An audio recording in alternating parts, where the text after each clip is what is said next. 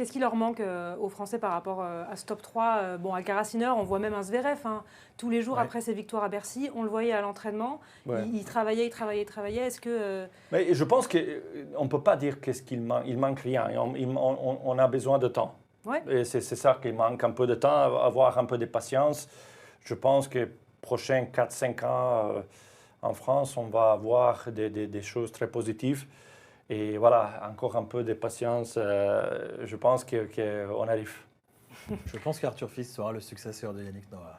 Parce qu'on attend toujours. Je le dis depuis l'année dernière, mais on va voir. Mais je le sens bien. Ouais. C'est enregistré, on le ressortira à la prochaine victoire. Pas forcément en 2025, hein, mais... non, mais exactement. On peut être patient, il a 20 ans. Oui, les gens, il est 2004. Tout le monde n'est pas Alcaraz non plus. Oui, exactement. Mais c'est important à l'âge-là de continuer à progresser.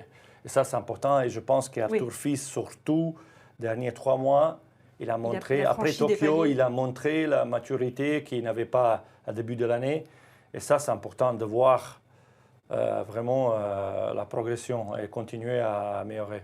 Et je pense que déjà gagner un grand chelem, on ne peut pas dire tel joueur va gagner un grand chelem. Je pense qu'un super champion, ce n'est pas tellement lié au pays ou au travail. C'est parfois tout simplement une question de gêne, de chance.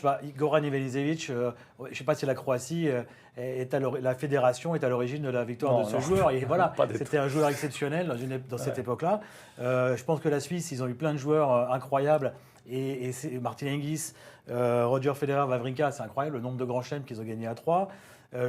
Même la Serbie, Novak Djokovic, 24 grands chelems, est-ce que c'est lié à la politique du pays? Je pense qu'il y a des joueurs comme ça qui... Alors, il y a des pays comme la France ou l'Espagne qui sont effectivement très constants, l'Italie maintenant, mais je ne suis pas sûr que ce soit lié à une politique. Là, c'est vraiment des génies du tennis. Ça arrive une fois tous les je ne sais pas combien. Non, mais c'est ça exactement que je trouve que c'est un peu bizarre, si on peut dire en France, que c'est la fédération responsable de tout.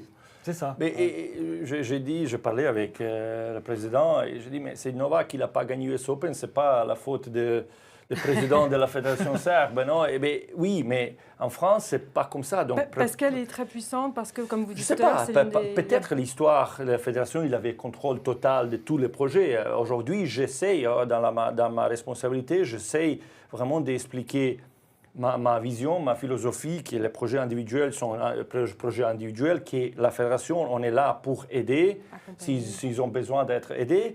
Mais c'est surtout, voilà, c'est ça. Après, je sais que la fédération suisse, par exemple, il a formé Roger au début. Ouais. Après, quand il est parti tout seul. Mais c'est surtout ça, de clarifier exactement c'est quoi la responsabilité de la fédération. Et en France, c'est pas si simple. Et je trouve ça un peu bizarre, mais je compris l'histoire. Et donc, je comprends aujourd'hui pourquoi c'est comme ça. Mais il faut aussi clarifier, c'est la responsabilité des joueurs, des parents, des coachs et de la fédération. Il fait qu'est-ce qu'il peut faire. Mais si on ne coache pas les joueurs, c'est difficile d'être responsable des résultats des joueurs.